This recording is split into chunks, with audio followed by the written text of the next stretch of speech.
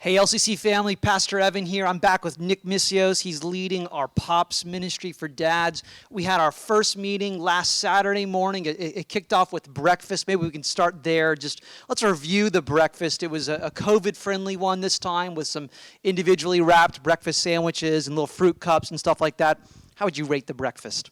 Yeah, it's hard to match up with our normal breakfast that we get here and all the other food that we get here. But for a COVID-friendly breakfast, it was really good. There was some, like you said, some big old breakfast sandwiches if you want to get your fat kid on. But if you wanted to stay healthy, they had some yogurt and some fruit and some cashews. I think I saw you partaking of the cashews I got some there. Cashews, yeah. It's just good options all around. It was tasty stuff. All right, now Pastor Keith gave our first talk speaking to what we need to know as dads, and so he kind of set that up by saying what you need to know as a father doesn't always have dad in the title. So what were some key takeaways from what he shared with us? Right. So obviously, growing in overall godliness is a huge way to grow as a dad. But Keith also talked a lot about the individuality of us as dads, how I'm me and you are you, and we have different strengths and weaknesses, and our kids are very different.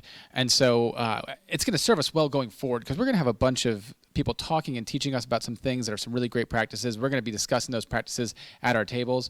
But it's going to take knowing yourself and knowing your kids and knowing God to know how to apply those in your specific circumstance so you don't get frustrated trying to put on my plan and I don't get frustrated trying to put on yours.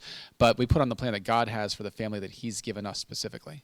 Yeah, it's good. I find it's easy for me to just try to put on principles or even more often just react to the moment and not really understand what's going on inside of me and what is God calling me to do here. And guys, if you weren't able to join us, you can find the video for that online and in the LCC app. Just go to Ministry Messages and click on Pops, and you'll see it there.